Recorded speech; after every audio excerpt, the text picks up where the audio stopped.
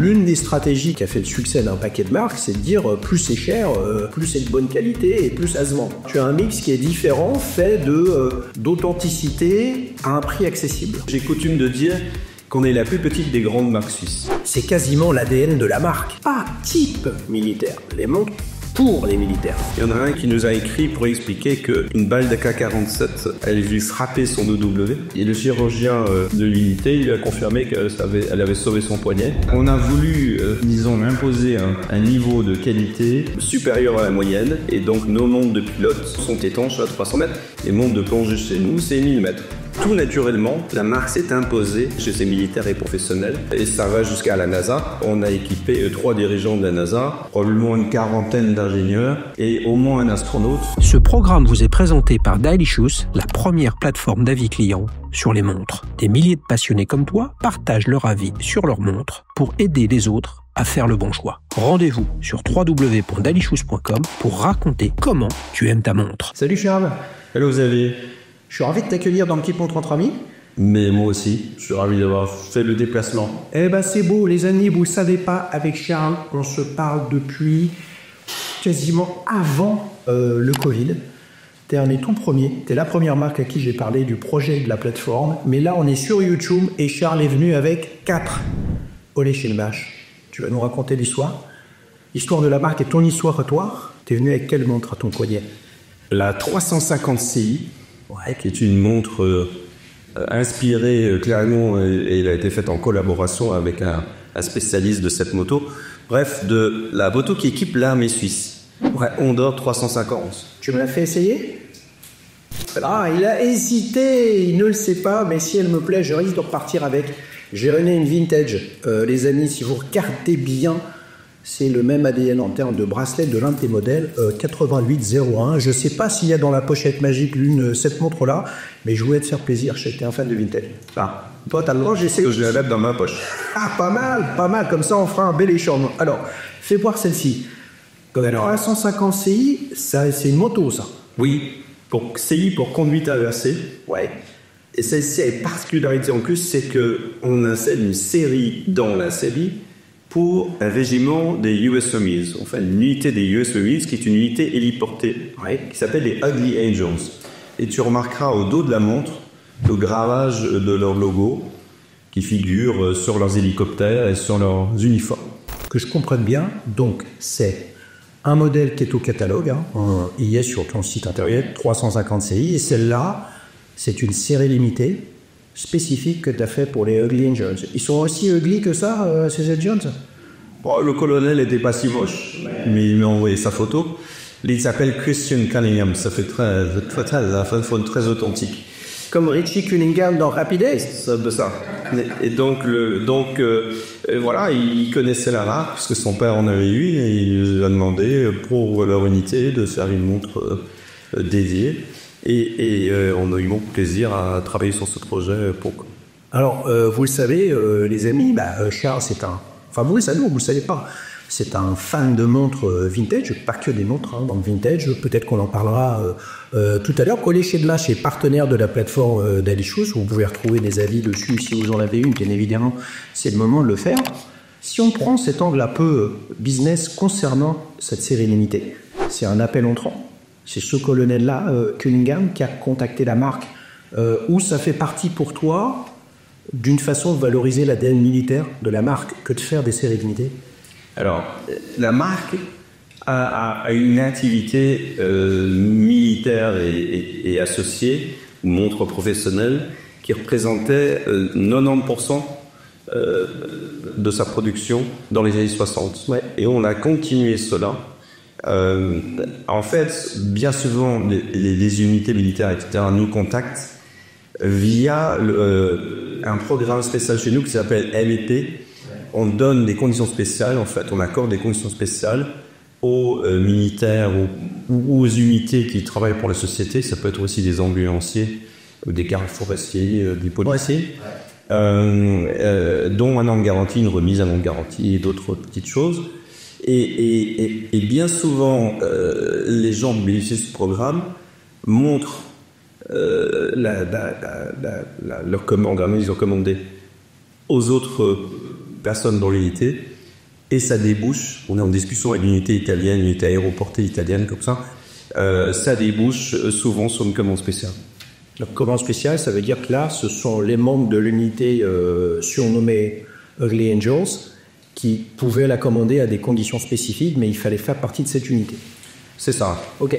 Et on a, de la sorte, on a donc fait récemment une montre pour les gendarmes, on en reparlera, les pilotes militaires de gendarmerie, et on est en train de livrer une montre aux forces spéciales de la police de Zurich. Ok. Donc là, on est dans le monde de la série limitée fermée. Donc ça veut dire que celle-ci, la 350 Ci, on peut l'acheter en ligne sur ton site ou chez l'un de tes revendeurs, mais elle n'aura pas la gravure au dos du régiment des Angels. Non. Est-ce qu'il y en a d'autres caractéristiques sur le cadran en termes de spécificité par rapport à celle qui peut être achetée en bon public? Donc le choix a été chez eux de faire une montre assez discrète, et donc de la personnaliser au dos. Il y a eu un deuxième bracelet en nylon livré avec des couleurs particulières, mais reprenons les couleurs de la montre, c'est-à-dire jaune et noir.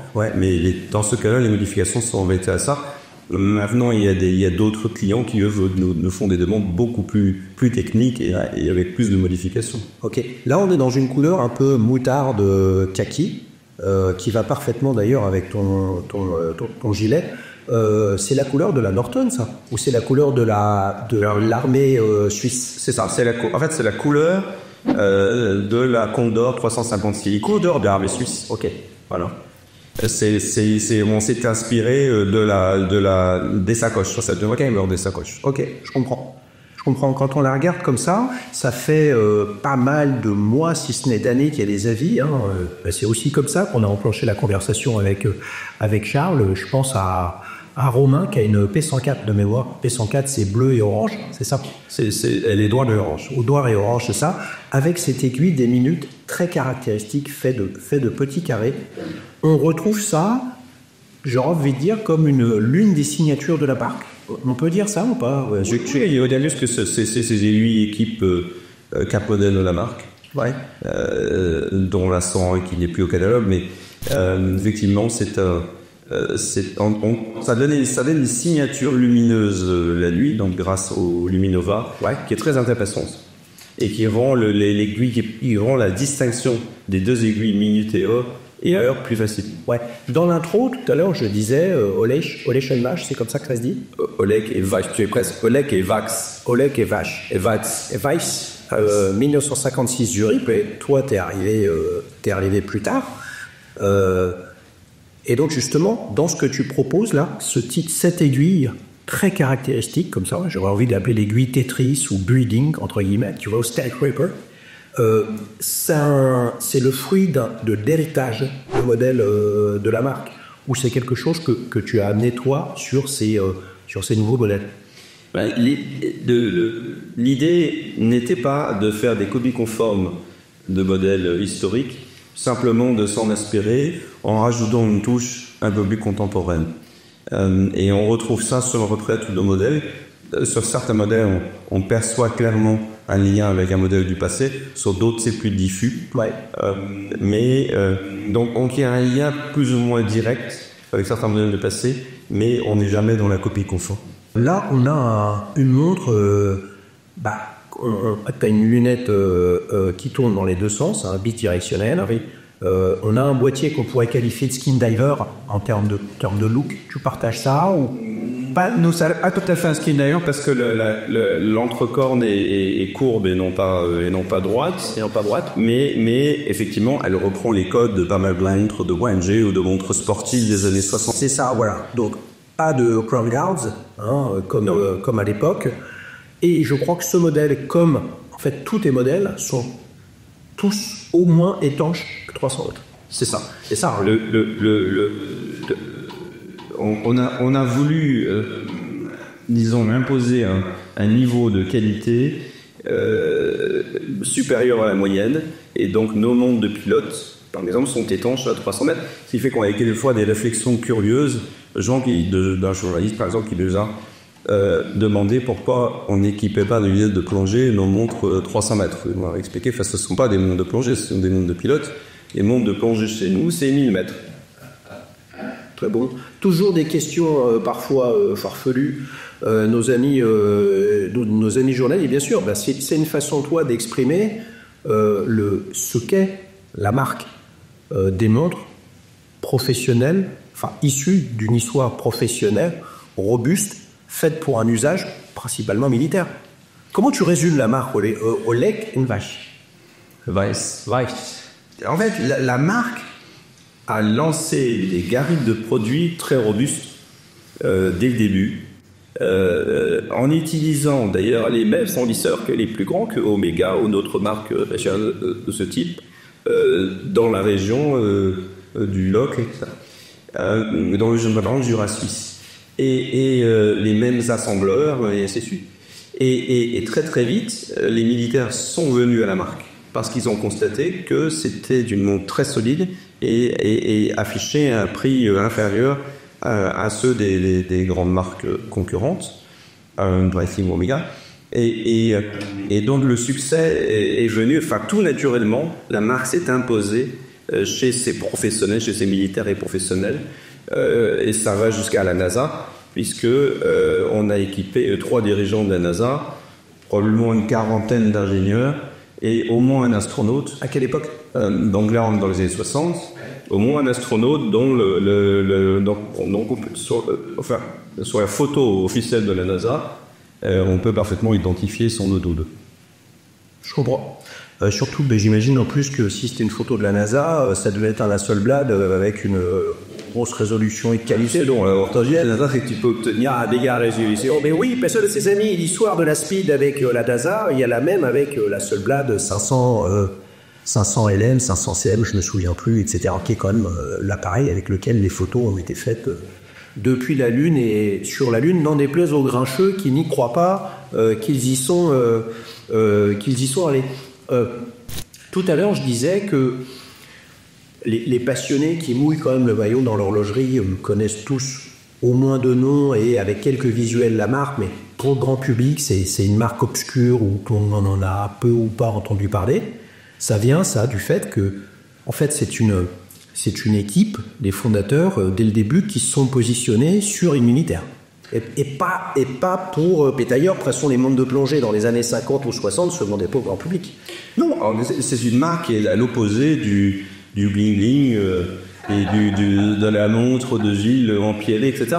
C'est effectivement 90% et plus des clients étaient des professionnels et des militaires, et la plus grande société de plongée mondiale utilisait nos montres. Il y a un lien entre Rolex et la Comex. Ouais. Il y a le même lien entre nous et Global Marine, qui était la plus grande société de plongée. Global Marine, ouais. Donc c'est quoi? C'est une boîte d'ingénieurs qui fabrique les commerces, les plateformes pétrolières. Ils font remonter, par exemple, un sous-marin russe pour la CIA, avec des EW au poignard. Ok. Moi, ce que je trouve intéressant là-dedans, c'est que pour nous, Français, et encore plus pour les Marseillais, la Comex, c'est un truc sérieux. Mais... je veux dire, la Comex, c'est 10 000 fois, 100 000 fois au carré, puissance N, plus que simplement la relation commerciale sur des cadrans avec Rolex. Ça a été une boîte industrielle absolument phénoménale, dans toute l'ingénierie, des pipelines, etc. Et j'imagine que cette boîte américaine, c'est la même chose. Nous, on le voit au travers de notre prisme d'amour des montres. Mais là, c'est des grosses machines bien plus connues finalement que la marque en question. Global Marine, c'est bien plus gros. Ils ont acheté dans les gros corps, ils se sont repris Buxati, tous les concours. Aujourd'hui, c'est largement les numéros 1. Tu bosses toujours avec eux? On est en train de préparer quelque chose. Merde, je sens qu'on va avoir de participants. Je suis obligé, il faudra. Combien ça coûte une 350 CI? Pas Ugly Bastards? Non, Ugly Angels. Oui, ça vient un peu pour Angels. Combien ça coûte? Ça sonne bien aussi. Ouais. 1356 francs. Alors, 1356 francs suisses. Si nos amis, principalement francophones, là, de la chaîne, en commandent une, ils vont la commander, elle va être envoyée de Suisse, ça va leur coûter combien? Un peu plus de 1400. Parce que... un peu plus de 1400 €. Frais de port, frais de frais de change, le taux de change. Oui, bon, c'est que faites les frais de port et toutes les taxes, quelles qu'elles soient, douane, TVA ou autres, sont couvertes par OW. Ok. 1356 francs suisses, on va arrondir à 1400 €. des PC, d'accord. Acier, étanche à 300 mètres. Bon, bref, vous le savez, les amis, je suis pas un grand fan de la description littérale d'une montre. Je suis plus un peu dans le figuratif, etc. Mais quand même, verre saphir double dôme, vu comme ça, simple dos. Enfin bref, qu'est-ce qu'il y a comme calibre dedans? Alors, on est encore sur ce modèle, sur de l'ETA 28-24. Ouais. Puisque quand j'ai repris en 2017 la marque, j'ai tout de suite commandé 2000 24, comprenant qu'il allait être de plus en plus difficile de se les procurer. Ouais. Le groupe Swatch réservant leur calibre aux marques de leur groupe. J'ai commandé aussi quelques centaines de Valjoux 7753. Donc là, on est encore sur de l'État. Depuis, on est passé sur les modèles les plus récents, sur du Soprod, qui est une très belle manufacture en Suisse. Donc, ETA, Soprod pour les 3 aiguilles, date, pas de Cellita? Non, pas de Cellita. Non, je voulais une qualité super agréable. Ok. De toute façon, le développement de Soprod, t'as la Jeperet aussi, t'en as d'autres, etc. C'est super parce qu'en fait, c'est l'une de l'origine de la capacité à trouver d'autres mouvements, c'est justement parce que le Swatch Group a serré les vis sur les livraisons en dehors du groupe. C'est ça, c'est fait qu'il y a une offre large et qui bénéficie avec des petites mains. Bien sûr, l'innovation tire toujours.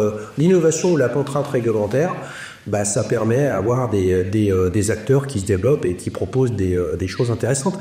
Est-ce que ça veut dire, oui, je regarde, ça veut dire que tu as le blason et le label Swiss Made dessus? Ah oui, et on est même, il y a c'est très réglementé. En Suisse, il faut que la montre soit conçue, dessinée en Suisse, que le mouvement soit suisse, que l'assemblage soit suisse, et qu'il y ait un taux au global un pourcentage, ça se calcule en valeur, de 60% un fabriqué en Suisse. Nous, on est bien au-delà de ça, puisque notre boîtier est fabriqué en grande partie en Suisse. Ça commence par l'étampage, c'est-à-dire c'est la plus grosse opération d'usinage en fait, de la pièce. Après, c'est simplement une définition qui est faite à Delémont dans le Jura suisse. Ok. Ça pour toi, c'est une façon de persévérer. Puisque je crois que dans toute ton histoire avec la marque, tu as été en contact avec les fondateurs et ou les héritiers de la marque. C'est une façon de pérenniser leur héritage, puisque mécaniquement, dans les années 50-60, d'abord le label Swiss Made n'existait pas, et puis les montres suisses, elles étaient des Suisses. Je veux dire, il n'y avait pas de doute là-dessus, ce qui a beaucoup évolué avec, on a commencé dans les années 70-80 à sous-traiter quelques trucs, en Hong Kong notamment, etc. Donc toi, tu fais ça pour tout parti pour préserver l'héritage de la marque, comme ligne directrice en termes de business, comme positionnement sur le marché. Comment tu... Il y a un aspect technique qui est le fait que les standards de qualité, le niveau de qualité suisse sont très élevés. D'ailleurs, quand les pièces sont fabriquées en Asie, bien sûr, sinon capable de faire des choses très bien. Le problème, c'est souvent la qualité. Il faut un contrôle qualité extrêmement strict qui aboutit d'ailleurs à rejeter quelquefois 30% des pièces, 40% des pièces. Moi, j'ai choisi, disons, une vraie qualité suisse avec un maximum de composants. Tout n'est pas fait en Suisse. Le verre d'acier, par exemple, n'est pas fait en Suisse. Il n'y a pas ça non plus. Et donc, de composants suisses, d'une part, et d'autre part, c'est philosophique aussi parce que le Jura suisse regorge de petits villages dans lesquels il y a des sous-traitants qui sont des gens fantastiques, des vrais artisans qui adorent leur métier et il faut absolument entretenir ça, ne pas perdre ça, parce que si on perd ça, on peut mettre plusieurs générations à recréer ça. Il y a un vrai savoir-faire, il y a une vraie expérience. Une fois que c'est perdu, c'est perdu. Souvenons-nous, pour les gens de la génération, ça va dire quelque chose tout de suite. Il y a une vingtaine d'années, en France, il y avait une publicité si vous mangez plus de pain, il n'y aura plus de boulanger. C'est un peu ça le tout à fait, c'est un peu ça la mécanique. Et ce qui est drôle d'ailleurs, c'est hier on s'est eu au téléphone et tu étais en bagnole dans le Jura suisse et je te disais, écoute, profite de la vue et fais attention, téléphone pas au volant. Ça, t'as vu? En fait, à Diguinsmore, je sillonnais pas mal le Jura suisse. Là, c'était enneigé. C'était très joli. Ouais, les arbres couverts de neige. Il y a des très belles fermes. Et ces artisans sont souvent logés dans des fermes comme ça. Tout ça a beaucoup de charme. Quand il y a le petit train rouge qui passe, le petit train rouge du Jura. Donc là, 1356 francs suisses, 1400 €, la 350 CI. Malheureusement pour vous, vous n'êtes pas un Lovely Angels, donc vous n'aurez pas la version avec le fond de boîte gravé. Vous aurez le fond de boîte, on va dire classique, relais chez Dash. Voilà. Est-ce que je peux piocher dans ce que Dieu m'a amené? J'ai toujours la pochette magique, vous la connaissez. Je mets ma Gécher-Lecoutre sur le côté. Alors, qu'est-ce qu'on a? Il faut que je m'offre une de ces pochettes magiques. Oh, c'est là, oui. Là. Alors là, on a un chrono. Qu'est-ce qu'on a? Ah, ben voilà, je savais qu'il voulait me faire plaisir quand même. Il me fait plaisir avec sa 350 CI, hein, mais là, on a une vintage petit format. On a une... alors là, on va rentrer dans l'histoire de la marque parce que c'est une Hollechen Vache no logotée. Hollechen Weiss. C'est une Weiss, voilà. C'est une Navicron équipée d'un mouvement Vajou qui a été faite en collaboration et pour un bijoutier horloger londonien, qui faisait la même chose avec des marques comme Omega, c'est vrai, hein, et qui faisait rajouter, qui faisait rajouter leur logo ou quelque le logo remplaçait la marque, et on a fait beaucoup de collaborations comme ça dans les années 60. Est-ce que ça m'a arrivé très vite? Ouais, il y avait la même en logoté au lait basse. Absolument. Ok, absolument. Et donc, en fait, ayant toutes les versions classiques dans ma collection, j'essaie de l'étendre maintenant à des raretés comme ça. Parce que c'est bien, par une question qu'on avait des Hollechen Vache d'époque, t'en as combien? 100 à 150, je suis pas trop sûr. En fait, tu continues encore à ratisser, parce que est-ce qu'il y en a encore où tu dis, mais attends, je connaissais pas ça là. Oui, là t'es comme en dingue. Oui, j'ai beaucoup de catalogues d'époque et il y a des modèles. Ah ouais, c'est plus difficile à prouver, ce sont les modèles en or, puisque le prix de l'or a flambé déjà dès le début des années 80 et beaucoup de montres en or ont été fondues à l'époque. Et OW a fait des montres en or aussi. On pas claqué en 18 carats. Ouais, bien sûr, ouais. Des chronos? Chrono aussi. J'en ai quelques-uns. J'ai quelques.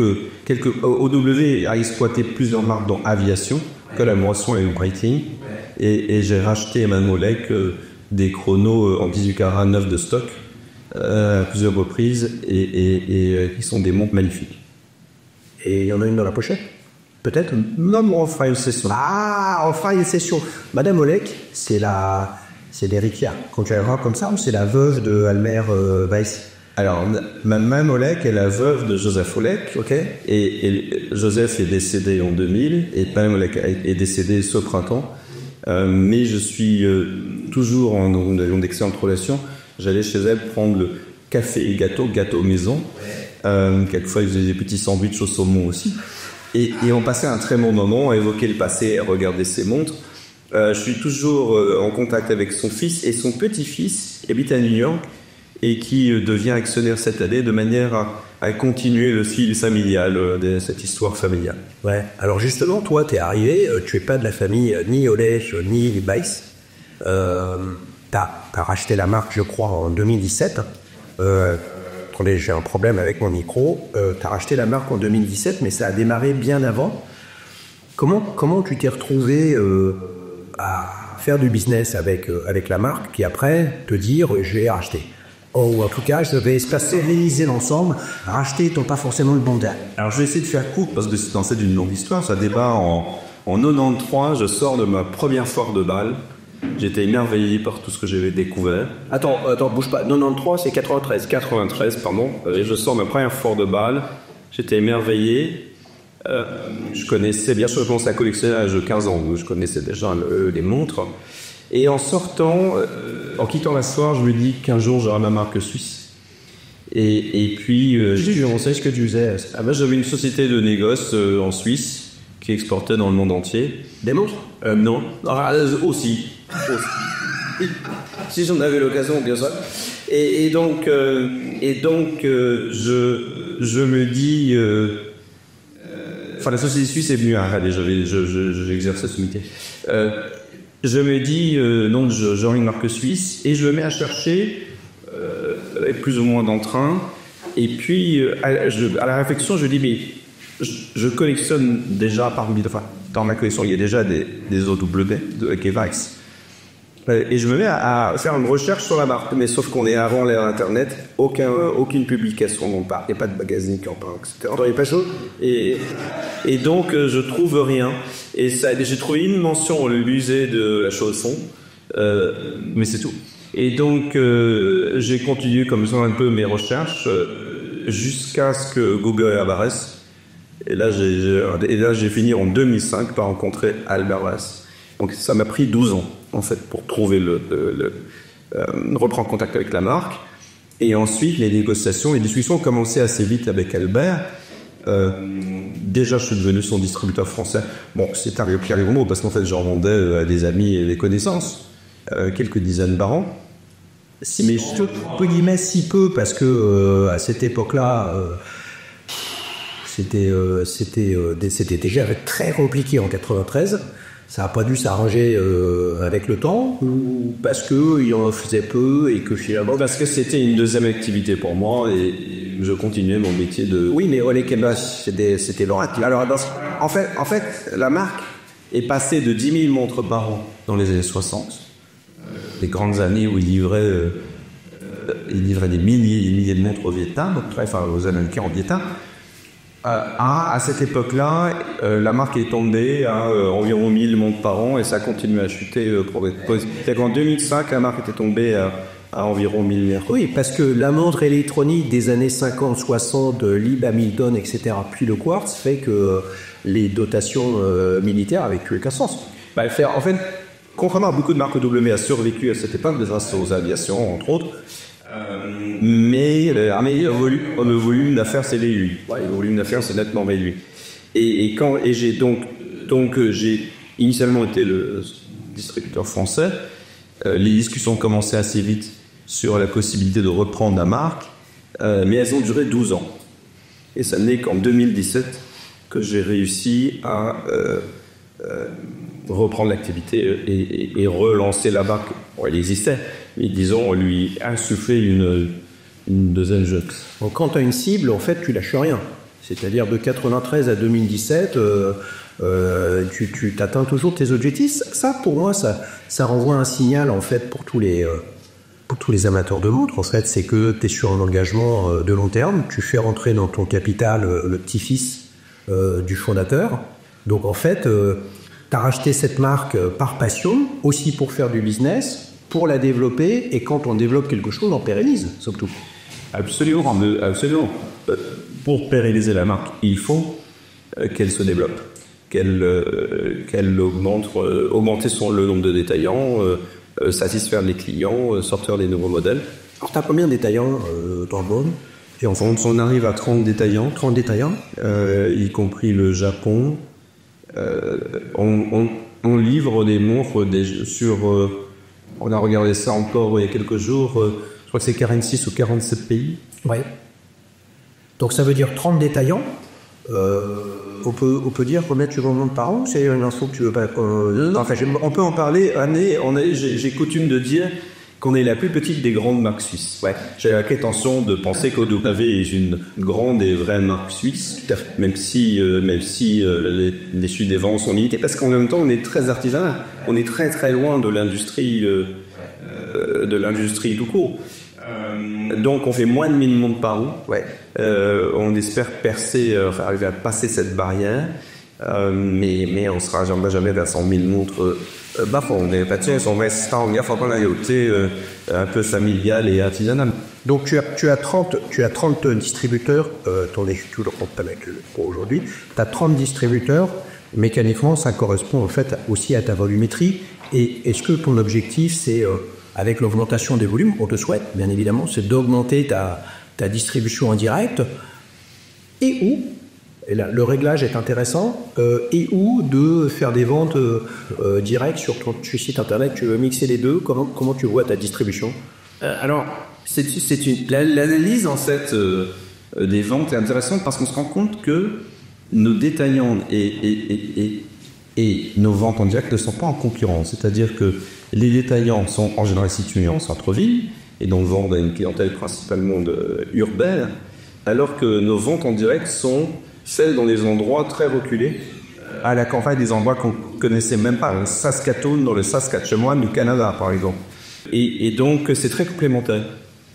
C'est très complémentaire. Donc, la première activité, c'est la vente en direct, donc en particulier. Deuxième activité, la vente via les détaillants. Et puis, s'y ajoute évidemment cette activité de montres spéciales, de séries spéciales, militaires et professionnelles. Ouais. Et ça permet de redouer, même si c'est quelque chose où il y a quand même pas mal de marques qui ont sur ce genre de choses, toi, ça fait partie, en fait, c'est quasiment l'ADN de la marque. Les montres, pas type militaire, les montres pour les militaires. C'est ça. En fait, ce ne sont pas, il faut comprendre, dans les années 60, c'était pas des montres faites pour le public dont on dérive les séries militaires, elles ont été conçues, faites aux spécifications militaires du départ. Donc les militaires, ils sont venus naturellement vers la marque. Et nous, on continue cela, c'est-à-dire que nos montres sont conçues, et les professionnels de ça, avec des spécifications plus élevées que celles d'autres marques d'espions clientèle plus urbaine, on va dire. Ouais, je comprends. Là, donc, on a une Navicron. Une Navicron. Ça aurait pu être une aviation ou pas? Parce que l'aviation, c'est d'autres marques de Oleg & Weiss. Oui, parce que W a exploité plusieurs marques. Elsa, par exemple. Et une dizaine de marques autour. Et EW, donc c'était presque un mini-groupe à une époque. Suivant les marchés. Pourquoi pas? La Elsa, c'était des EW meilleur marché, on va dire, abordables. La plus simple, c'était la Tudor de Oleg & Weiss. Voilà, entre Tissot et Omega, on va dire, voilà, on dirait que, c'est ça, Omega était, oui, si tu veux, c'est plus valorisant de dire, quoi, Tudor et Rolex. Oui, mais il est homme, il a raison, etc. Mais l'humilité empêche pas leur mission. Ça aurait pu être une aviation, donc autre marque. Elsa, une autre créée. C'est une collaboration. Voilà, c'est ça. C'est parce qu'en fait, c'est ce sur quoi je veux dire. Il me semble bien que il y a comme des IN d'ailleurs, il y a des Navitimer aviation. Absolument. En fait, c'est lié quoi? C'est lié à la déconstitution de Breitling au moment où ils ont été liquidés, en fait. C'est tout à fait ça. Willy Breitling décide de liquider en 78 et appelle quelques contacts, dont Helmut Zinn et dont Albert Weiss, notre cofondateur. Et on dit qu'il y a des gens de Patek aussi qui étaient là, et leur propose de racheter tout sauf la marque, puisqu'il a vendu la marque à Sicura. Et donc pièces, outillage, modèles, etc. Et OW a pris ce qui était Navitel, et il a continué à faire des Navitimer, mais également pas sous la marque Mavic, mais sous une marque qui appartenait déjà à OW, Aviation. OW a aussi exploité une autre marque sur ces modèles, qui s'appelle Ingénieur, mais qu'ils ont fini par abandonner, puisqu'avant IWC de Baravi, voire OW. C'est la marque Hamburger. C'était des Suisses du nord de la Suisse, ils pouvaient s'entendre entre eux quand même. Par IWC, il est sur le dessus. Ok, bon. Ça veut dire que les Navitimer aviation, mis à part le blason sur le cadran, c'était même boîtier, même cadran, même mouvement, tout. C'était Navitimer rebadgé. Absolument. C'est exactement ça. Ok. Et on a donc en acier, en 18 carats. Et tout ça, ça fait partie de la collection de Charles. Absolument. Celui qui a été volé d'ailleurs récemment, un ami qui avait une très belle aviation de 18 carats. Mais il a un cambriolage chez lui, c'est triste parti, c'est parti des montres qu'ils ont sur les listes. Tu disais calibre Valjoux là-dedans? Oui. Valjoux quoi, 77 quelque chose. Là on est encore sur du 92 sur une partie de ces modèles. Il y a un tracteur dans mon Valjoux 72. Valjoux aussi, c'est 3 compteurs, un moteur 90. Et là on est sur l'Astrocon, qui est la sœur en fait de ce modèle. Le Valjoux 62, c'est un Compax. Là, on est en Big Compax. Alors ça, je termine juste sur le Valjoux. Le Valjoux 72 est celui qui était utilisé par Rolex sur la Daytona. Avant qu'ils utilisent l'IPAS Elite, après avoir tenté de créer leur propre mouvement Rolex aérien. Ok, je comprends. Ce modèle-là, oui, tu en as tu en as sorti une extrapolation de mémoire. Oui. Elle est cachée dans ma pochette ou pas? Non. T'es sûr? On va vérifier pour passer à la troisième montre qu'il y a dans la pochette. Non, il n'y a pas. Ah là, c'est plus épais. Ah, ben voilà. Là, c'est une collab que l'on peut acheter en ligne, puisque je reconnais le blason de la gendarmerie nationale, donc française. Et c'est quoi? C'est la division, l'escadron héliporté. Alors, c'est quoi les dessins? Donc, c'est une montre que nous avons fait pour les FAGN, les Forces aériennes de la gendarmerie nationale. Cette collaboration a démarré avec 100 exemplaires qui ont été livrés il y a plus d'1 an. Et donc, circuit fermé dédié aux militaires. Voilà. Et faisant partie de cet escadron. C'est essentiellement les pilotes, en fait. L'idée était de célébrer, de fêter les 70 ans de la création de cette unité héliportée. Et donc, les montres ont été livrées, sont très contents, et on a passé un accord pour continuer sur des nouvelles séries qui évidemment sont différentes de la première, qui elles sont disponibles au grand public. Le grand public peut maintenant acheter la seule de Seriut. Elles sont déjà en fabrication, en stock, etc. Qu'on peut acheter sur ton site. Oui, on est en train de livrer les premières. Quel prix? Elles sont à 1856 francs suisses, donc on est à 1900 et quelques euros. Il y a une différence entre la version CE, on va dire grand public, achetable, soit dans ton réseau, soit en ligne, et le modèle livré initialement en petite série pour les membres de l'escadron du régiment. Oui, il y a une différence qui est la lignette. Il ne comporte pas le gravage de la rose des vents. Oui, et le gravage sur le fond est différent aussi. Gravage de la rose des vents, donc il n'y a pas de différence. Ta position est où est le nord? Je fais ça. Ouais, ça. Donc en fait, c'est une version très légèrement simplifiée de la version initiale. Ouais. Donc ce qui veut dire que parce que j'ai un ou deux avis sur la plateforme sur ce modèle-là, tel que ce sont des membres du régiment qui les ont achetés, il faudrait que je regarde. Les amis, si vous avez une Oleg Weiss. Ah oui, je vois le truc. Oleg Weiss allemand. Bah oui, Oleg Weiss. Et voilà, vintage ou récent. Récent, ça veut dire actuellement catalogue proposé par AMAC ou d'il y a quelques années, depuis que tu as repris la MAC. Puis il y a certains modèles que tu as lancés qui ne sont plus au catalogue, mais qui sont des modèles récents. Je vous invite à aller sur la plateforme Delicious et à raconter en fait pourquoi et comment vous aimez votre monde. Parce que, vous voyez, là on est en train de faire converger la parole, le discours, l'ambition, la passion, l'énergie du repreneur de la marque. Et en fait, dans ta tête, tu as commencé déjà à la reprendre en 1993, entre guillemets, quand je dis va.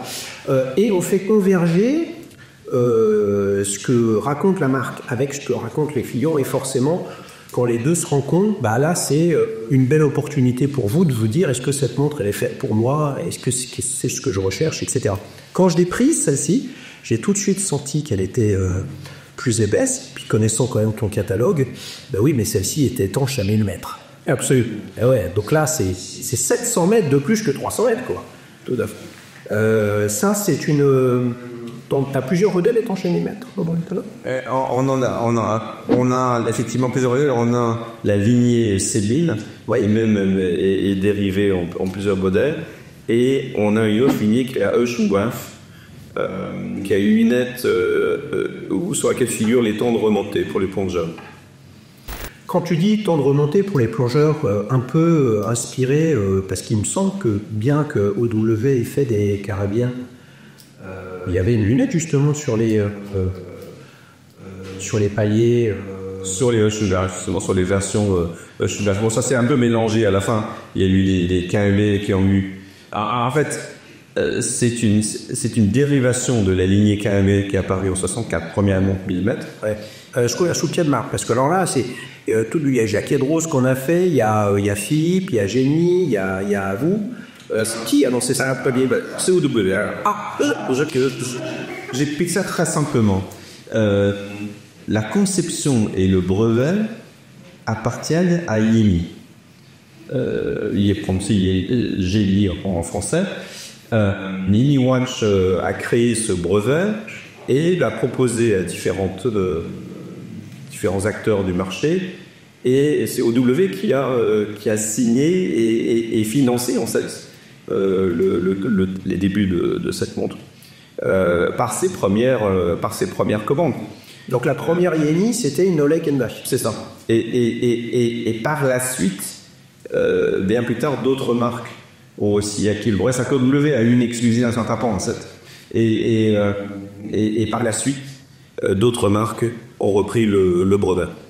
Alors, c'est quoi la différence entre une OW, IEMI, Philippe, Jacques Edros? C'est le même cahier des charges, mais la fabrication est faite par différentes personnes, donc elles sont peut-être plus ou moins bien finies, plus ou moins ci, plus ou moins ça. En tout cas, le cahier des charges, c'est étanche à 1000 mètres avec une lunette.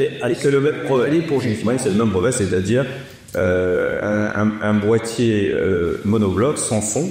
Le mouvement se monte par le dessus, le mouvement et le cadran des aiguilles se montent par le dessus, et ensuite la montre est fermée par le biais d'une lunette qui comporte un très gros joint qui est compressé par la lunette. Là, on retrouve ton style d'aiguille, très géométrique, vertical, carré, mais tu as fait le choix de ne pas mettre les petits carrés comme la 350 CI ou la P104 dont je parlais tout à l'heure. C'est un choix esthétique, c'est une demande de la gendarmerie nationale. J'imagine que là, ton Super Luminova, il a l'air d'être, en tout cas, la couleur de tes index ont l'air d'être un bleu qui peut faire penser à la gendarmerie nationale. C'est ça les raisons, ou il y a d'autres? Oui, bien sûr, le bleu a été choisi validé par les gendarmes. C'est très compliqué d'ailleurs, parce qu'il y a de nombreux bleus en fait dans la gendarmerie. Le bleu des voitures, des palmes de sauver des uniformes, et ainsi de suite. Il y a 17 bleus différents. Et donc, après, c'est pas si simple parce que en Luminova, on a plutôt intérêt à utiliser des couleurs standards qu'à mixer des couleurs. C'est très risqué de mixer des couleurs en Luminova. Donc, on est arrivé à un résultat qui leur plaisait et qui me semble donner une vraie différence esthétique à la montre. Ils sont pleinement. C'est ça qui compte. Tu parles de Super Luminova, c'est compliqué, etc. Ça coûte aussi une fortune. Oui. C'est pour ça que ça matière coûteuse. C'est un peu comme les encres d'imprimante. Le prix est toujours surprenant. On regarde le prix au litre, on est toujours prêt. Mais ça, c'est des matières très, très complexes, avec des ingrédients coûteux. Et d'ailleurs, il y a énormément de faux Luminova. C'est un peu comme tout dans le monde. Dès que quelque chose vaut cher, ça attire les copieurs, les faussaires. Ah oui, bien sûr. Donc il y a du faux Luminova à profit. J'ai eu la chance d'en parler avec le leader suisse de cette industrie-là, lors de la semaine horlogère de printemps à Genève. Et ce qui m'avait marqué, c'est qu'il me disait, oui, voilà, mais bon, mais c'est globalement. Alors après, le prix de l'or fluctue, mais il me disait à l'époque que le prix au kilo du Super Luminova, c'était le prix de l'or. C'est ça. Voilà. Donc forcément. Est-ce que tu confirmes que plus t'en mets, plus t'as de luminescence? Oui, c'est-à-dire que c'est très sensible à la quantité. On a intérêt à l'épaisseur qu'on fait le jour. Voilà. Donc forcément, ça donne moins de luminosité qu'une couche épaisse. Voilà. Donc l'or, il est à combien? Il est à 60 000. Allez, on va dire, il est à 60 000 euros le kilo. Ça veut dire que le gramme est à 60 euros. Ça va vite, je suis pas pour mettre le gramme là-dessus, puis à la limite c'est pas le sujet, mais ça montre quand même que dans une montre, il y a le coût de la R&D, le coût du design, les coûts de fabrication, les coûts des maquettes, les coûts des allers-retours, etc. Et puis il y a le coût des idées et de la volonté de le faire, et ça forcément ça se retrouve dans le prix de vente. Mais on est quand même, si je devais résumer, là on a vu un chrono vintage certes, mais avec la 350 CI et celle-ci, on est sur de la... ça veut tout dire et rien dire, mais on va dire que ça parle au marché. On est dans de la Toon Watch 3 aiguilles date. T'es Swissmade. On va pas rentrer dans le micro-détail du Swissmade, mais t'es vraiment très bien placé en termes de prix. C'est ta stratégie, ça, parce que l'une des stratégies quand même qui a fait le succès d'un paquet de marques, c'est de dire plus c'est cher, plus c'est de bonne qualité et plus ça se vend. Et là, j'ai l'impression que tu as un mix qui est différent, fait d'authenticité à un prix accessible. On continue ce qui a fait le succès de la marque, c'est de faire des très bonnes montres suisses, mais abordables.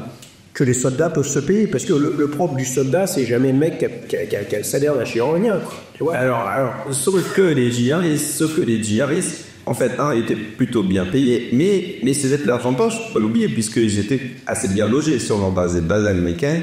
Il y avait une piscine, la climatisation, etc. Un marchand de glace, et ils avaient un supermarché, ils avaient des magasins militaires dans lesquels on pouvait acheter des OW, des Omega et des Rolex. Ouais. Alors, c'est assez amusant, évidemment. Le colonel avait tendance à acheter une Rolex, le lieutenant une Omega, et le sergent et les GIs prenaient des OW. Ah oui. Alors, je disais, vous savez, une Hamilton, le coachis avait encore pas eu là. Oui, c'est vrai, mais elle marchait 15 jours. Quand j'ai redescendu du Vietnam, oui, parce que c'était par des montres qui avaient été prévues pour les conditions du Vietnam. Oui, et puis c'est une autre époque. C'est une époque où on peut pas, on se souvient tous du jour le plus long qui illustre bien les choses. À un moment ou à un autre, quand vous étiez soldat, aujourd'hui c'est toujours le cas, sauf qu'il y a de l'électronique, il y a des choses comme ça, etc. Mais on peut pas exécuter quelque mission que ce soit. Et d'ailleurs, on peut rien faire dans la vie si on n'a pas l'heure. Donc pour un soldat, etc., à un moment ou à un autre, il faut être à tel endroit à tel moment. Si vous voulez savoir où vous êtes dans un espace, etc., il y a 4 dimensions, mais à un moment ou à un autre, vous avez besoin de l'heure. C'est justement, on a dans nos archives 400 ou 500 lettres de GRIs expliquant chacun sa petite aventure. Mais attends, pourquoi ces GRIs ils témoignent pas sur Dalichous? Écoute, là, certains sont pas si jeunes, mais on a fait quelques interviews. En général, ils sont maison de retraite, qui sont en commun, et on a fait quelques interviews et discussions, ou alors avec la famille, et on découvre des histoires formidables comme ça. Il y en a un qui nous a écrit pour expliquer qu'une balle d'AK-47 elle lui frapper son OW, qu'il avait depuis 3 ans, et le chirurgien de l'unité, il a confirmé qu'elle avait sauvé son poignet. Évidemment, le OW ne marchait plus. Mais donc, ils nous recommandaient une merde. Ils voulaient à l'amène, ils voulaient absolument la mammouth. Ouais, je comprends. Ça va nous permettre de passer, les amis, à la 4e et dernière montre que tu nous as amenée. Une petite surprise. Alors, qu'est-ce qu'on va avoir ici? Pas de chronographe. Qu'est-ce qu'on a? Ah, alors là, ça pour le coup, c'est un modèle que je connaissais en vintage, où on voit un avion, ça a l'air d'être un B-52, c'est ça, hein. Là, c'est très différent. Alors, c'est très graphique aussi. Qu'est-ce que c'est comme modèle? Alors, tout simplement, j'exposais à New York, un salon des OW modernes, et évidemment, je glisse toujours quelques anciennes, pour pouvoir partager les gens l'historique de la marque, et dont un modèle fait par la US Air Force en 68, figurant de la même manière dans l'avion, sur le cadran, bombardé sur le cadran. Et j'ai remarqué que de 7 à 77 ans, tout le monde voulait l'arracher et partir avec. J'ai même dû rattraper quelqu'un par le col de la cheville en donnant où on ne devait pas partir avec ma montre. Et celle-là, oui, celle d'époque. Et donc, sur le vol de retour pour Zurich, j'ai dessiné la montre. Je t'ai dit, il faut y aller en la mise en production rapidement. Je ne mettrais pas d'ailleurs que quelqu'un d'autre nous copie, alors que c'est nous qui avons fait ça à l'époque. Et ça a été un beau succès. La montre a très bien plu. La première série de 56 est partie tout de suite. On a d'ailleurs depuis sorti une série aussi dite civile, c'est-à-dire sans avion. On a les 2 modèles maintenant. Donc c'est la série L52 et pour laquelle on a repris un dessin de Skin Case qui est dérivé de la S110 dans les trucs rigolos. Avec l'entrecorde droite. Mais en parlant de trucs droits, il y a un truc qui me perturbe. Là, pendant que tu parlais, je sais pas s'il est eux, je me suis dit, mais attends, qu'est-ce que c'est que ce truc? T'as une chemise, je comprends pas pourquoi c'est la Rodil. Ah bah je vais te montrer. Voilà, on va replacer la montre sur le poignet. Mais tu t'es fait un trou dans ta chemise pour voir ta montre. Alors l'idée, c'est lorsque je conduis. Là, je suis sur un sacré. Lorsque je conduis à grande vitesse et que je suis concentré, que je n'ai pas à tirer le bras pour pouvoir bien pour dégager la montre de la chemise.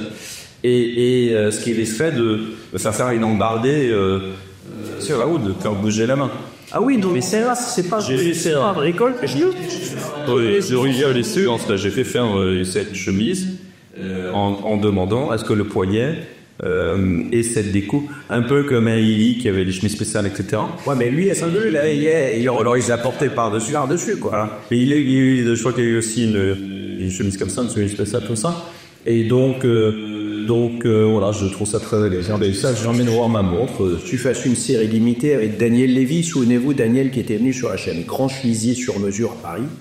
Le même de la chemise sur mesure qui était venu, on avait parlé de montre et d'élégance. Il était venu avec une Gégère Lecoultre étriée, tu vois, qui a été presque plus connue pour être brandée Hermès. Oui. Qui fait des chemises sur mesure. Et là, il faut que tu fasses un golet chez OHG spécial. C'est un colonel général, au moins 3 étoiles, hein, il faut dire au moins, et avec une chemise, au moins le poignet, tu vois. Puis après, tu te fais mettre sur ta chemise que tout le monde n'a pas le même gabarit. Le poignet, on n'a pas tous le même gabarit, mais physiquement, on se ressemble un peu physiquement avec Charles, mais sinon. Voilà, tu vois, c'est original. Et ça te trottait dans la tête depuis longtemps? Oui, tout à fait. Alors, j'ai fait faire en poignée mousquetaire aussi, ça fonctionne aussi. Avec t'as les boutons de machette? Oui. Oh, tout osé, je sais pas. Le petit. Non, pas encore. Attendez, on travaille dessus. Oui, là, c'est les éthernes. Je sais plus quel est. On m'en avait offert à QPZ, j'aime beaucoup, avec le petit moteur qui tourne. Ah, c'est beau ça, joli. Alors justement, puisque tu dis on travaille dessus, ok, alors tu peux nous en dire plus sur ces boutons de manchette de W, mais nous ce qu'on aimerait savoir c'est sur quoi tu travailles, ou en tout cas quelle est ta vision pour l'année 2025. Parce que ça veut dire que si tu as des choses dans les cartons, c'est que les cartons vont bientôt s'ouvrir. Donc est-ce que tu as envie de partager quelque chose pour 2025? Et puis après, sur le moyen long terme, tu vois, 3-5 ans, comment tu vois la suite pour ta marque? Bien sûr. Mais on lance déjà un nouveau modèle dans les premiers jours de janvier qui va être dérivé de notre montre à bracelet intégré Lumina. Ouais. Et ça, c'est typique de. Alors, c'est fait d'ailleurs, et ça compte part d'un projet qui a été fait au Col de Restaurant. Il y a un studio de design norvégien qui voulait un projet spécial, une montre pour leur équipe. Ouais, en fait. Et ça, on a décidé, on a trouvé tellement réussi qu'on a décidé de l'intégrer en fait au catalogue. Bon, il y aura 2 versions, la leur et la d'autres qui seront en parallèle.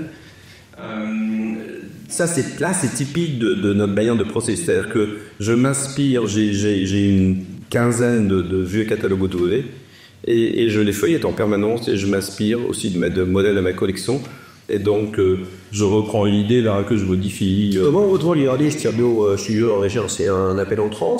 Alors, en fait, via un collectionneur et amateur de la marque norvégien, ils sont fans de voitures anciennes aussi, etc. Et un jour, sur un circuit, ils commencent à comparer leurs montres et ainsi de suite. Et le responsable de ce studio a dit j'adorerais faire une montre un jour.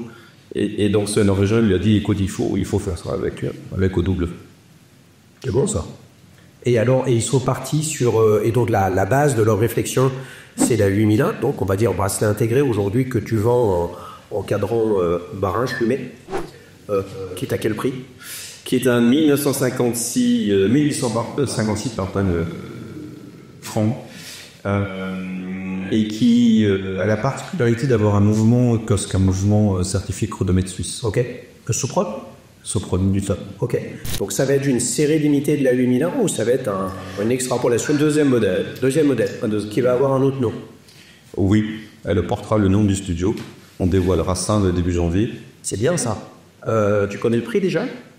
Oui, elle va être au même prix. Au même prix. Oui. Ok, donc ça, c'est ta nouveauté qui est dans le tuyau. Si elle sort en janvier, c'est elle va être en vente en janvier, donc tu as déjà quelques modèles que tu vas pouvoir shipper, ou c'est une précommande? Non, c'est pas ton petit. Non, en fait, elles sont déjà en fabrication. C'est-à-dire que... Tu ne l'as pas, mais... Non. Mais j'ai l'intention de le revoir. Pour bien qu'on ait quelque chose à raconter. Donc, non, elle est en fait, comme c'est un dérivé d'un modèle existant, et qu'on avait commandé les cadrans bien à l'avance, on va pouvoir livrer la montre très rapidement après. En parlant de suite, j'ai envie de rebondir sur ce que tu disais tout à l'heure. Tu étais en salon et tu avais le modèle M... Je ne veux pas me tromper, mais avec le B52, celle que tu employais. Est-ce que c'était pour toi une de tes façons de faire pour essayer de sentir ce vers quoi tu pourrais aller, que d'essayer de porter le plus souvent des modèles improbables ou peu connus par réédité de la marque pour voir comment les gens réagissent? Parce que là, concrètement, c'est l'enthousiasme qu'il y a eu sur ce modèle qui fait que tu t'es dit, on va le relancer. Enfin, on va l'adapter au marché actuel. Mais en fait, l'interaction avec le public est essentielle. Parce qu'il n'y a pas de filtre. Et j'adore, c'était vraiment un plaisir de passer la journée à discuter sur les salons ou à lors d'événements avec le public et de comprendre leur état d'esprit, d'écouter leurs remarques sur les mots. Bien sûr, gestion paix. Et bien sûr, on ne va pas tout intégrer, on ne peut pas tout prendre en compte. Mais il en reste toujours quelque chose. Et ce salon à New York est un très bon exemple. Et de la même manière, je trouve formidable ce que tu fais, parce que cette interaction qui est possible avec le public nous apporte vraiment beaucoup, et on est très friands. Ben oui, parce que le propre du client, c'est que lui, il parle de sa montre avec ses mots et avec son vécu. Et là, tu vois, j'ai envie de parler de deux abonnés de la chaîne que je connais maintenant, Vincent et Léo, ils se reconnaîtront. Ils sont tous les deux suisses, je les ai rencontrés à Genève. L'un, je l'ai rencontré alors qu'on échangeait lors des Geneva Watch Days, et il venait récupérer une montre et il était content comme tout parce qu'il venait récupérer une montre qu'il avait achetée. Il te rencontre à Ottawa et il tombe en fait sur moi où il regarde la chaîne depuis longtemps. Vincent, on t'embrasse fort. Il a d'ailleurs partagé son avis sur la plateforme sur cette montre. Et puis Léo, Léo, lui, il a un chrono, le chrono bleu, comment il s'appelle celui-là? Astro. Chacun en parle avec ses mots. Et moi, je suis intimement convaincu quand je discute quasiment tous les jours en fait avec des acheteurs de montres, qu'ils soient passionnés ou non. Parce qu'il ne faut pas se leurrer. Nous, on est passionnés et on est dans une activité business liée aux montres. Mais 99% des clients, ils achètent une montre de temps en temps, si ce n'est une montre dans leur vie. Et en fait, le sujet, c'est qu'ils ont acheté une montre pour des raisons qui sont propres. Je pense que deux acheteurs de ce modèle-là, à deux endroits différents dans le monde, 25%, on va dire, des raisons pour lesquelles ils font le choix de Oleg & Weiss sont similaires. Et puis après, il s'avère que c'est leur histoire propre à eux qui compte et qui parle. Un père, une histoire, un fils, l'armée, les avions, le nom de la marque, j'ai une famille zurichoise, etc. Choisir une montre, c'est une succession de micro-éléments et de micro-phénomènes qui fait que tu passes de « je ne connais pas » à « ça m'intéresse », à « ça devient désirable », et puis à un moment ou à un autre, le désir est trop fort que je l'achète. Voilà. Et ce que j'essaye d'amener pour une marque comme la tienne, comme pour d'autres marques, vous avez des montres, vous avez des Oleg & Weiss ou d'autres montres, partagez votre avis, ça va aider le futur acheteur à faire un choix qui lui correspond. Et c'est ça qui est important, c'est d'acheter la bonne montre, celle qu'on a envie pour ne pas être déçu. Ce qui m'a toujours passionné dans les montres, et j'ai commencé à collectionner à l'âge de 15 ans, mon père ne comprenait absolument pas ça. Il me disait toujours, mais Charles, tu as déjà une montre. Là oui, il y a l'univers avec quelques montres, mais il ne comprenait pas l'idée d'accumuler comme ça des montres. C'est qu'en fait, au-delà du fait que ça donne l'heure, et plutôt bien, au-delà du fait qu'il y ait une technologie extraordinaire dans un volume aussi petit, c'est aussi un concentré de passion. Bien sûr, c'est un concentré de passion de ce que l'homme est capable de faire. Imaginez aussi ce qu'ont vécu certaines de ces montants. qui ont été au poignet de gens pendant des décennies, ce qu'elles ont vu, etc. Il y a un aspect transmission et c'est quelque chose auquel les gens restent très attachés. Même si on a l'impression quelquefois que les montres intelligentes ont supplanté les montres classiques. En fait, je m'aperçois qu'aujourd'hui, les gens, finalement, achètent de plus en plus plusieurs montres. Une montre pour le business, une montre pour le soir, une montre pour le week-end, une montre pour le sport. Et nous, on a vraiment quelque chose à leur apporter. Bien sûr, bien sûr. Bien évidemment, quand on a les moyens, les amis, puis il y a des montres à tous les prix, justement, un peu sur cette poésie, sur cette logique de filiation, personne n'est éternel, les amis. Dans 50 ans, toi et moi, on sera plus là. Peut-être qu'on sera là, mais je suis pas sûr que ce soit une bonne idée qu'on soit toujours là. T'aimerais que la marque devienne quoi?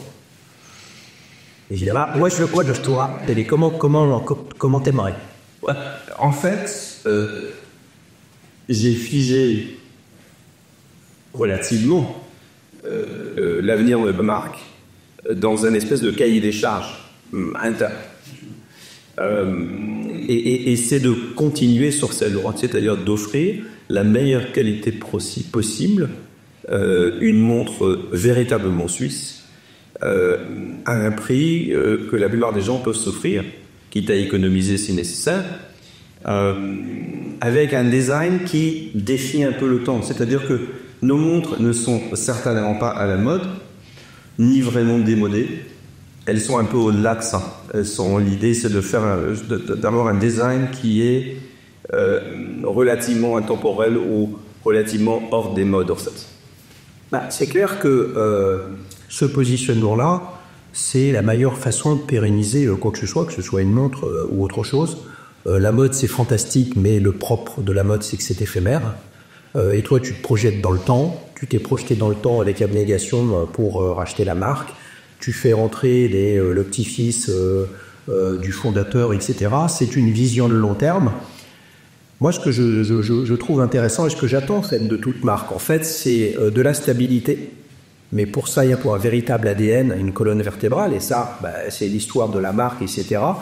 Et une vision sur le long terme. Après, on peut faire des zigzags. C'est un peu comme en bagnole, hein. Je veux dire, pour aller de Paris à Marseille, on peut passer par les Alpes, on peut passer par la route Napoléon, puis après revenir vers Marseille. J'ai envie de dire, tous les chemins mènent à Rome. Donc, avec une montre, c'est un peu ça. La marque, ce que je trouve intéressant, c'est qu'elle peut aller un peu partout, mais en fait, elle sait où elle pas. Oui, c'est d'accord. En fait, on a un catalogue, à l'époque, on avait un catalogue relativement large de modèles. Il y avait même des montres de ville en 18 carats, on en parlait tout à l'heure, à des montres beaucoup plus extrêmes, de plongée 1000 mètres, etc. Donc le spectre est relativement large, donc je n'y exclus rien. Ce que j'exclus, c'est des montres de couleur très vive, que tout n'est pas consorti en même temps à un moment donné, parce que c'est la mode. Ça, c'est le genre de choses qu'on ne fait pas. On n'éprouve pas le besoin de faire ce genre de choses. On a bien compris. Charles préfère le bleu de la Gendarmerie nationale au bleu Tiffany. Je pense que c'est un bon résumé de ta pensée, un ancrage historique, de la sincérité, de la discrétion, et on ne cède pas à la mode. Et les gendarmes, ils étaient là hier et ils seront là demain. Charles, merci beaucoup. C'est un grand plaisir de venir partager ce moment. On a bien compris qu'il reviendra, les amis. Alors, qu'est-ce que je peux vous dire pour conclure? Si vous voulez participer, www.dailychoose.fr. Si vous avez une OW, quelle qu'elle soit, partagez votre avis, racontez votre histoire, puisqu'on a bien compris que les GIs de la guerre du Vietnam, malheureusement, pour la plupart, ne sont plus là pour raconter leur histoire. Vous savez que la plateforme, maintenant, est à la fois en français et en anglais. Et oui, on part à la conquête du monde. Notre objectif, vous avez bien compris, c'est deux choses. C'est d'aider le futur acheteur à faire de bons choix et d'aider la marque, en l'occurrence OW, à générer la préférence. Voilà, si l'histoire de la marque vous a intéressé, regardez les modèles sur la plateforme Dailyshoes ou sur le site internet de la marque ou chez votre revendeur préféré s'il est distributeur au l'échange, et puis faites-vous plaisir si vous le souhaitez.